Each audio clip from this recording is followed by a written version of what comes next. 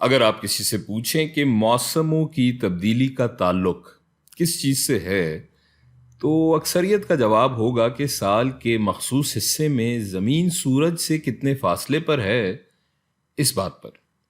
لیکن اس ویڈیو میں ہم دیکھیں گے کہ ایسا نہیں ہے، اور اگر ایسا نہیں ہے تو پھر کیسا ہے؟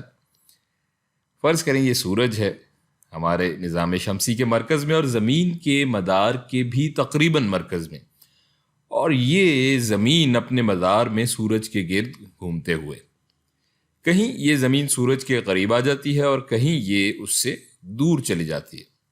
یہاں تک تو ٹھیک ہے۔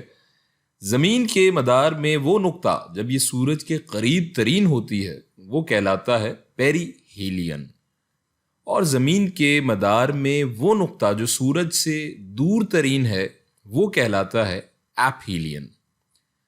زمین کا سورج کے گرد مدار دائرے کی نہیں بلکہ بیضوی شکل کا ہے۔ سال کے کچھ حصوں میں زمین سورج کے قریب ہوتی ہے اور کچھ حصوں میں یہ سورج سے ظاہر دور ہوتی ہے، اور یہ فرق زیادہ نہیں ہے بلکہ محض 3% کا ہے، مگر بہرحال فرق ہے۔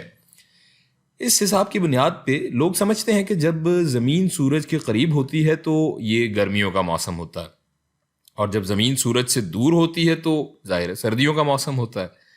لیکن ہم جانتے ہیں کہ جب ناردرن ہیمسفیئر یا شمالی نصف کرے میں سردیاں ہوتی ہیں زمین پر، تو صدرن ہیمسفیئر یا جنوبی نصف کرے میں گرمیاں ہوتی ہیں، یعنی پورے سیارے پر بھی ایک وقت میں ایک جیسا موسم نہیں ہوتا۔